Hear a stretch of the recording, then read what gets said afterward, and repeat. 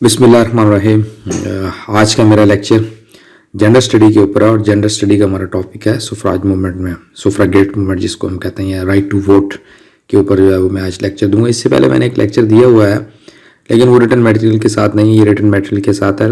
और लेक्चर को स्टार्ट करने से पहले मैं ये बता दूँ कि इससे पहले मैंने एक लेक्चर दिया था डिफाइनिंग गवर्नेंस। गवर्नेंस क्या होती है, जो कि मैंने यूनाइटेड नेशन के कुछ आर्टिकल्स पढ़ के फिर उसको मैंने उसमें से मुनासिब इन्फॉर्मेशन लेके फिर मैंने सेट करके रख दिया। मैं उसका भी लिंक दे दूंगा। दूसरा मैंने एक लेक्चर दिया था चाइल्ड मैरिजेस के ऊपर, वो इंतहाई अहम लेक्चर था और उसमें तकरीबन काफ़ी चीज़ें डिस्कस की हुई थी। हेल्थ के हवाले से, एजुकेशन के हवाले से, राइट टू वोट के हवाले से भी कुछ चीज़ें उसमें थी। सो आज का जो लेक्चर है वो राइट टू वोट के ऊपर है, जिसको हम सुफरागेट्स मूवमेंट्स में ये सुफराज भी कहते हैं। तो इसको मैं स्टार्ट करता हूँ। तो इसका रिटन मटेरियल मैं नीचे प्रोवाइड कर दूंगा लिंक के अंदर, आप इसको वहाँ पर विजिट कर सकते हैं। जेंडर स्टडी का टॉपिक है और इसका नाम है सुफरागेट्स मूवमेंट्स, सुफराज मूवमेंट्स या सुफरागेट्स मूवमेंट भी कहते हैं इसको। मैंने इसको रिसर्च किया, मेरा नाम, और ये मेरी वेबसाइट है eastwestknowledge.com। इसके ऊपर आप इसको जो है वो डिटेल में पढ़ सकते हैं। तो इसको स्टार्ट करने से पहले, क्योंकि इसकी जो असल बुनियाद है ना वो इस लफ्ज़ से स्टार्ट हुई है, इसने जो है वो जहनों में चीज़ें डाली हैं कि अब आपने वोट का मुतालबा करना है या अपने हकूक़ का मुतालबा करना है। तो अगर आप इसको नहीं समझेंगे ना तो आगे चल के भी समझना आसान नहीं होगा आपको। इससे आपके बहुत ज़्यादा इंटरनेशनल लेवल पर आपको समझने का मौका मिलेगा। ये जो मैंने सेक्शन ऐड किया है, मेरा नहीं ख्याल है कि ये किसी और ने अगर कोई बनाया भी होगा तो ये सेक्शन इनलाइटमेंट का नहीं ऐड किया होगा। तो ये मैं इसलिए ऐड किया ताकि इससे आपको दूसरे पर्सपेक्टिव को भी चीज़ों को समझने का मौका मिलेगा। इनलाइटमेंट है क्या चीज़? इनलाइटमेंट का मतलब होता है न्यू वे ऑफ थिंकिंग, किसी चीज़ को नए तरीके से सोचना। जो ट्रेडिशनल वे है उससे बाहर निकलना और नए तरीके से सोचना। तो 18वीं सेंचुरी के इब्तिदा में, यानी कि स्टार्ट में, यूरोप ने एक नई मूवमेंट यूरोप में स्टार्ट हुई थी आइडियाज़ की। नए ख़यालात शुरू हुए थे 18वीं सदी के स्टार्ट में, जिसमें कुछ फ़िलासफ़र्स थे और थिंकर्स थे जिन्होंने ये स्टार्ट की थी। और उसने जो नए आइडियाज़ थे, पुराने ट्रेडिशनल बिलीफ से बाहर आके जो नए बिलीफ्स की तरफ आना था, उसने उसको इनलाइटमेंट का नाम दिया, न्यू वे ऑफ थिंकिंग, जिसको हम रोशन ख्याली, उर्दू में हम रोशन ख्याली कहते हैं। इंग्लिश में उसका ग्रामेटिकल मीनिंग देखें तो उसका वे होता है न्यू वे ऑफ थिंकिंग, जिसको हम कहते हैं इनलाइटमेंट। तो ये जो थिंकर्स थे, इन्होंने इस चीज़ के ऊपर बिलीव किया कि ये जो उनके आइडियाज़ हैं, इससे जो है वो लोगों के माइंडों में एक नई रोशनी आएगी। और ये रोशनी उन्होंने सोचा कि हमें अंधेरों से या तारीकी से बाहर निकालेगी। ये उनका जो है फ़लसफ़ा था। लेकिन सदी के अख्ताम पर ये जो है वो इनलाइटमेंट की तहरीक जो है वो कम होगी, लेकिन आइडियाज़ वाला काम ज़िंदा रहा। उसके बाद ये आइडियाज़ फैले कैसे? ये जो आइडियाज़ हैं, आप देखें कि अमेरिका के अंदर भी ये आइडियाज़ यहीं से गए हैं, इंग्लैंड से गए हैं। ये बेसिकली यूरोप से ही स्टार्ट हुआ था, क्योंकि उस वक्त इंग्लैंड दुनिया में सुपर पावर थी और उस वक्त जो है ये कॉलोनी था। अमेरिका जो है वो इसकी ग्रेट ब्रिटेन की कॉलोनी था। तो यहीं से ये आइडियाज़ जो है वो नॉर्थ अमेरिका और दूसरे एरियाज़ में डेवलप होना शुरू हुए थे। तो इस आइडियाज़ ने जो इन्फ्लुएंस किया वो ऑर्डिनरी पीपल्स को किया, और ताकि वो अपनी सोशल और पॉलिटिकल रिफॉर्म कर सकें अपनी ज़िंदगियों में।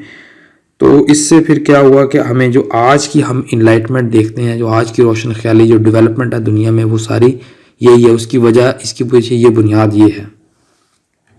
कुछ मैं आपको मिसालें देता हूँ। वो मिसालें ये हैं कि जो ट्रेडिशनल वे था ना, ये ट्रेडिशनल बिलीफ थे या ट्रेडिशनल जो वे था, और जो नए आइडियाज़ थे, उसको मैं बारी बारी डिस्कस करता हूँ। पहले ये होता था कि जो मोस्ट इम्पॉर्टेंट एम्स था कि वो ये था कि जी हम ओबे करेंगे किंग को, क्वीन को और अदर रूलर्स को और रिलीजियस लीडर्स को। लेकिन जिस वक्त 18वीं सेंचुरी में इनलाइटमेंट आई है, उन्होंने इसको ख़त्म किया। उन्होंने कहा जी कि most important aims to be knowledge है, आप खुश रहें और आज़ाद रहें। ठीक है जी। उन्होंने कहा ये जो गुलामी आप कर रहे हैं ना, ख़ानदानी बादशाहत की, मलका की, वो जो पाकिस्तान में किसी ने कहा था कि हम ख़ानदानी जो है वो हुक्मरान है, पता नहीं किस तरह की, उसने कहा जी, उन्होंने उस वक्त 18वीं सेंचुरी में कहा कि जो है वो मैंस के लिए ज़्यादा इंपॉर्टेंट चीज़ है इल्म, खुश रहना और आज़ाद रहना। उसने कहा इस जो है वो चीज़ों से बाहर आए। दूसरा, उस वक्त जो है वो थियोक्रेसी, पपायत का बहुत बड़ा गलबा था। जो मजहबी उलमा थे उस वक्त यूरोप के अंदर, जो उनके ईसाइयों के लीडर्स वगैरह उलमा थे, उन्होंने भी इसी तरह जो है, जिस वक्त आज हमारे कुछ आप देखें तो उन्होंने बिल्कुल कंट्रोल किया कि वो जो हमें डेवलपमेंट दुनिया में होने नहीं देते हमारी दुनिया में। उन्होंने फिर इसको इन आइडियाज से बाहर निकाला। उसके बाद वो पहले ये बिलीव था कि मरने के बाद ज़िंदगी बहुत इंपॉर्टेंट है, जो कि हमारा आज भी मुसलमानों का स्टिल बिलीव है। उस वक्त ये जो ट्रेडिशन इनलाइटमेंट से पहले ये बिलीव था कि life after death is very important, लेकिन जिस वक्त इनलाइटमेंट आई उन्होंने कहा life after death is not very important, ये चेंज आया। उसके बाद कंट्रीज़ को रूल किया जाता था रॉयल फैमिलीज़ के ज़रिए या अरिस्टोक्रेसी कहते हैं अपर क्लासेस को, या वेल्थ और पावर शुड बी इनहेरिटेड। लेकिन जिस वक्त ये इनलाइटमेंट आया तो डेमोक्रेसी का रूल आया, तो countries should be ruled by the people, wealth and power should be earned, inherited नहीं होगी, इसको अर्न करेंगे आप। उसके अलावा अ पर्सन्स ओन आइडियाज़ हैं, थॉट्स हैं, विशेस हैं, वो कम इंपॉर्टेंट होंगे देन एक्सेप्टेड व्हाट ही और शी हैज़ बीन टोल्ड। इसके मुकाबले में ये था कि मैंस मोस्ट इंपॉर्टेंट करेक्टरिस्टिक्स है रीजंस है, कि वो ये पूछे कि भाई ये करना है, ये क्यों नहीं करना, इसकी वजह क्या है, इसके पीछे जो रीजंस का जो लॉजिकल थिंकिंग का ख्याल इन्होंने दिया, उससे पहले नहीं था ये। ह्यूमन बींग्स जो है वो इवल साइड था नेचर की तरफ, ये समझा जाता था, लेकिन बाद में उन्होंने कहा था कि ये गुड नेचर है रैदर देन इवल्स। रीजंस ने इसको साबित किया, राइट और रॉन्ग, उसने कहा रीजन राइट और रॉन्ग को साबित करती है। रिलीजियस, उस ज़माने में रिलीजन जो है वो एक अहम रोल प्ले करता था in the life of a person and a nation, क्योंकि मज़हब कई रियासतों का जो है वो सरकारी मज़हब भी होता था, जैसे कि पाकिस्तान का जो है वो इस्लाम सरकारी मज़हब है, उस वक़्त भी ऐसे ही होता था। लेकिन वो ये समझते थे कि रिलीजन जो है वो हेल्प कर देता है सोसाइटी को गुड ऑर्डर में रखने के लिए इनलाइटमेंट से पहले। लेकिन बाद में उन्होंने कहा जी कि ये आपका अपना पर्सनल मसला है, ठीक है जी, इसका रियासत से कोई ताल्लुक़ नहीं है। तो बाद में फिर जो है ये सेकुलरिज्म का कॉन्सेप्ट आया। फिर बाद में इनलाइटमेंट से पहले साइंस, टेक्नोलॉजी और फलसफा जो है वो अहम नहीं होते थे, ठीक है जी। Man being imperfect can not create a perfect world. लेकिन जिस वक्त इनलाइटमेंट आई है, फिर द स्टडी और use of science, technology and philosophy ने जो है फ़लसफ़ा ने इसको प्रोग्रेस किया, दुनिया में तरक्की हुई है, उसके लिए फिर वेल्थ और परफेक्ट वर्ल्ड दुनिया बनना शुरू हुई है।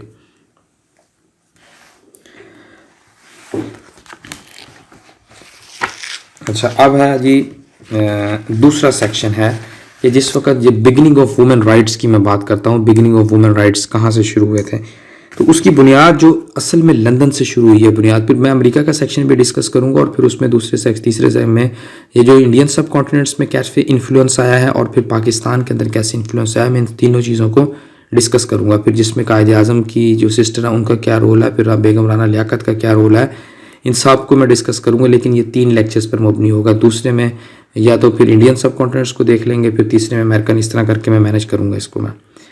तो जिस वक्त ये एनलाइटमेंट मूवमेंट स्टार्ट हुई है 18वीं सेंचुरी में, जो फ़लसफ़र थे उस वक्त के फ़िलासफ़र्स थे, उन्होंने कहा कि लोग जो है वो नेचुरल राइट रखते हैं टू रूल देमसेल्फ, खुद हुकूमत करने का ये नेचुरल राइट लोग रखते हैं, उस वक्त के फ़िलासफ़र थे।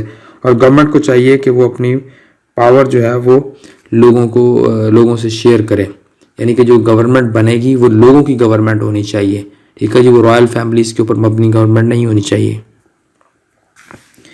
उसके अलावा पीपल्स जिन्होंने रूल किया, जो इनलाइटमेंट थिंकर्स थे, उन्होंने कहा कि जो should have a right to choose their own leaders, यानी लोगों को, यानी कि डेमोक्रेटिक सिस्टम की बात हो रही है कि लोगों को खुद राइट होना चाहिए कि वो अपने लीडर्स को चुन सकें। तो फिर इससे फिर अब ये जिस वक्त ये इनलाइटमेंट का फिर ज़माना आया, उससे फिर राइट टू वोट शुरू हो गया था रिप्रेजेंटेटिव इन गवर्नमेंट पर। उन्होंने सबसे पहले मर्दों को मुकम्मल हकूक़ इस पर वोट देने शुरू कर दिए थे। तो इसको फिर जो है जो शख्स राइट जिसको होता है वोट का, उसको हम सुफराज कहते हैं। तो वुमेंस को सेम राइट नहीं दिए गए थे उस वक्त भी। फिर 19वीं सेंचुरी में कुछ ख़वातीन ने कंपेन चलाई for the right to vote, कि उन्हें भी हक दिया जाए। तो वो जिन्होंने चलाई थी कंपेन, वो लोगों को क्या कहते थे, वो सुफरागेट्स कहलाते थे। They demanded not only right to votes, but उन्होंने कहा कि हमें जो है वो बेटर ट्रीटमेंट चाहिए हमें, और दूसरा ये है कि हमें बेटर एजुकेशन चाहिए हमारे बच्चों के लिए, हमारी यानी कि गर्ल्स के लिए। तो they believe in using legal and peaceful methods, वो यकीन करती थी कि हमें कानूनी और पुरअमन तरीके से जो है ये चीज़ें मिलनी चाहिए। फिर उन्होंने इसके लिए पार्लियामेंट्स को लेटर भी लिखे थे, और उसके बाद फिर ये स्ट्रॉन्ग अपोजिशन के साथ मिल गई थी। और फिर कुछ मर्दों ने एतराज़ किए थे, वो क्या थे वो मैं आपको बताता हूँ। तो मर्दों ने ख़वातीन के ऊपर एतराज़ किए थे, वो ये कहा था कि womens are less intelligents and more emotional than man, यानी कि ज़्यादा इमोशनल बंदा जो है वो गुड स्ट्रेटेजिक लेवल के डिसीजन नहीं ले सकता। तो इससे फिर ये हुआ कि वो उन्होंने इनको अनफिट करार दिया वोट के लिए। लेकिन ये सिस्टम चलता रहा आहिस्ता आहिस्ता। फिर उसके बाद ये मूवमेंट स्टार्ट कैसे हुई लंदन में, जो बाकायदा ये मूवमेंट स्टार्ट कैसे हुई है इंग्लैंड के अंदर।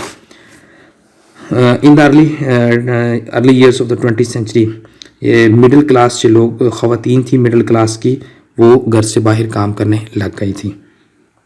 उसमें बहुत सारी ख़वातीन ने ये सोचा कि वो अगर डॉक्टर बन सकती हैं कि वो मेंबर ऑफ पार्लियामेंट क्यों नहीं बन सकती, जैसे कि यहाँ पर भी सोचा जाता है, और उनको वोट का हक क्यों नहीं है।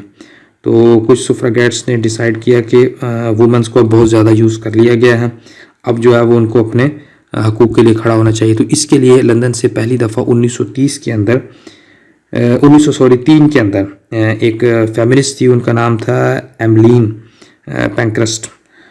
उनकी डेट ऑफ बर्थ है जी 1858 और उनकी डेथ जो है 1928, और उनकी 2 बेटियां भी शामिल थी। उसके एक का नाम था क्रिस्टाबेल, दूसरी का नाम था सेल्विया। इन्होंने इस्टेब्लिश की थी, एक यूनियन बनाई थी, उसका नाम था women social and political union. इसके लिए फिर उन्होंने पब्लिसिटी गेन करने के लिए इन्होंने काफ़ी सारे तरीके यूज़ किए थे, वो मैं ज़रा आपको बताता हूँ। सो ये सुफराज मूवमेंट्स को हम डिस्कस कर रहे हैं। उसमें फिर इन्होंने ये जो पॉलिसी बनाई थी, यानी कि कैसे हमने पब्लिसिटी बनानी करनी है, तो वो उनकी बड़ी सक्सेसफुल रही थी। उसमें फिर यह है कि इन्होंने न्यूज़पेपर के अंदर स्टोरियाँ के बारे में छपनी शुरू हो गई थी। तो न्यू स्टाइल से इन्होंने मार्च करने शुरू किए स्ट्रीट्स के अंदर। इन्होंने पेंटिंग की, वोट्स फॉर वुमेन, वॉल दीवारों के ऊपर इन्होंने शॉप्स को ब्रेक किए, उनके जो खिड़कियाँ होती हैं विंडोज़, उनको ब्रेक किया। उसके अलावा फिर उन्होंने पॉलिटिकल मीटिंग्स जो होती थी उसको डिस्टर्ब करना शुरू कर दिया। फिर कुछ वुमेन ने खुद को चेन से बांध कर जो है वो पार्लियामेंट के बाहर, और जो प्राइम मिनिस्टर की रेजिडेंस होती है डाउनिंग स्ट्रीट, उसके बाहर खुद को चेन से बांध के रखा। फिर जो ऑर्डिनरी पीपल्स थे वो इनके खिलाफ हो गए और क्राउड्स पर इन्होंने टोमेटोज, एग्स और आटा वगैरह फेंका। फिर 1912 में क्रिस्टाबेल पैंक्रस ने एक इससे भी ज़्यादा वायलेंट किस्म की कंपेन शुरू की, जिसमें ख़वातीन ने बिल्डिंग्स को आग लगाई, टेलीफोन वायर्स को कट कर दिया गया, और जो है वो धमाका खेज मवाद नस्ब किया गया मुख्तलिफ जगह पर। तो उसके बाद जो इनकी पहली यूँ कह लें कि शहीद हुई थी, जिसने जो है वो शहादत हासिल की थी, वो सुफ्रागेट थी, जो कि डाइड हुई थी, पब्लिसिटी गेन कर रही थी। और उस वक्त पब्लिसिटी गेन कर रही थी जिस वक्त जो है वो घोड़ों की रेस हो रही थी, और उस बादशाह के घोड़े के, वो किंग के घोड़े के सामने आ गई थी, तो फिर वो मारी गई थी उसमें। तो पुलिस ने इनको बड़ा रफली ट्रीट किया था और इनको जो है वो जेल में भेजा जाता। जब ये खाने से इनकार करती थी तो फिर इनको ज़बरदस्ती खाना दिया जाता था रबर ट्यूब के ज़रिए। फिर उसके बाद वुमेन इन वॉर टाइम, जंग के दौरान जो है वो क्या इनका रोल था। तो जिस वक्त फर्स्ट वर्ल्ड वार शुरू हुई है इंग्लैंड के अंदर, तो उसमें फिर वहाँ पर लोग जो है वो 1914 में जंग के लिए जाना शुरू हुए। तो लोग कम नहीं थे जो लोग अपनी जॉब्स छोड़कर जा रहे थे कि सोसाइटी में पीछे काम कैसे होगा, मर तो जंगों पर जा रहे हैं तो सोसाइटी भी तो चलानी है। तो उसमें फिर इन्होंने हिस्सा लेना शुरू कर दिया। गवर्नमेंट स्टार्ट में तो हिचकिचा रही थी कि इनको मर्दों की जगह काम ना करने दिया जाए, लेकिन उस वक्त जो मिसिस पैंक्रस्ट ने एक कैंपेन ऑर्गेनाइज की थी जिसका स्लोगन था राइट टू सर्व, हमें सर्व करने का हक दिया जाए। 1915 में कोई गालबन 60,000 ख़वातीन ने इस कैंपेन को ज्वाइन किया था, इस जलसे को ज्वाइन किया था। और उसके अलावा फिर उन्होंने गवर्नमेंट का माइंड भी चेंज कर दिया था। फिर उसके अलावा 1916 के अंदर 1,80,000 वुमेन ने गन्स और अदर वेपन्स बनाने शुरू किए, जिसमें से 16,000 ने लैंड आर्मी को ज्वाइन किया। फिर इन्होंने फार्मिंग में और फॉरेस्ट्री में काम करना शुरू किया। फिर दूसरी ट्रेंड हुई एज ए नर्सेज, एम्बुलेंस चलाई, इन्होंने गलियाँ को साफ़ किया, कोल को डिलीवर किया, और फिर मर्दों की तरह इन्होंने भी ट्राउज़र्स पहनकर काम करना शुरू कर दिया। तो ये एक नया ट्रेंड ब्रिटिश के अंदर सेट हो गया था उस वक़्त। फिर उसके अलावा इनकी एफर्ट्स को सराहा गया। फिर जिस वक्त जो है वो पहली वर्ल्ड वॉर ख़त्म हुई है तो ब्रिटिश गवर्नमेंट ने कुछ स्पेसिफिक लोगों को राइट टू वोट का हक दे दिया था। सबको नहीं दिया था लेकिन स्पेसिफिक लोगों को दे दिया था। वुमेन जो हाउस होल्डर्स हैं, वाइफ हैं, और जो यूनिवर्सिटी की ग्रेजुएट्स हैं जिनकी एज 30 या 30 से अबव है वो, ठीक है जी। तो इससे फिर वो ख़वातीनों ने काफ़ी हद तक जिद्दोजहद से राइट टू वोट का हक हासिल कर लिया था। फिर उसके 10 साल बाद 1928 में पार्लियामेंट्स ने इसकी एज कम कर दी गई थी और इनको मर्दों के बराबर पॉलिटिकल इक्वालिटी प्रोवाइड कर दी गई थी। उसके फिर आगे चलकर जो प्राइम मिनिस्टर बनी है इनकी मार्गरेट थैचर, वो वुमेन प्राइम मिनिस्टर थी। उसके अलावा फिर votes for women around the world, जो दुनिया के दूसरे मुल्कों ने भी राइट टू वोट का हक दिया था, वो मैं ज़रा बता दूं। तो तो सबसे पहले तो न्यूजीलैंड ने दिया था 1893 के अंदर, दूसरा में फिर ऑस्ट्रेलिया ने दिए थे 1902 के अंदर, सोवियत यूनियन ने 1917 के अंदर जिस वक्त रेवोल्यूशन आया, फिर दूसरी कंट्रीज़ ने सेकेंड वर्ल्ड वॉर के बाद दिया जिसमें इटली और जापान 1946 है, फिर चाइना 1947 है, पाकिस्तान ने वोट का हक इनको दिया था आज़ादी के बाद, जिस वक्त पहला हमारा इलेक्शन हुआ था तब इनको दिया था। उसके अलावा फिर स्विट्ज़रलैंड ने 1971 तक नहीं दिया था, फिर उसके बाद दिया था। 1980 के बाद तकरीबन दुनिया के तमाम ममालिक में वोट का हक दे दिए गए थे, लेकिन कुछ मुस्लिम ममालिक ने नहीं दिया था। तो फिर आगे चल के जो मुस्लिम ममालिक में एक लीडर बनी, या फिर इंडिया में भी इंदिरा गांधी मुल्क की वज़ीर आज़म बनी और बेनज़ीर भुट्टो जो है वो पाकिस्तान की वज़ीर आज़म बनी। सो आज का लेक्चर मैं यहीं पर इख्तिताम पजीर करता हूँ, फिर अगले लेक्चर में इंशाअल्लाह ताला मैं मज़ीद डिस्कस करूँगा। सो लेक्चर को सुनने के लिए शुक्रिया, थैंक यू वेरी मच।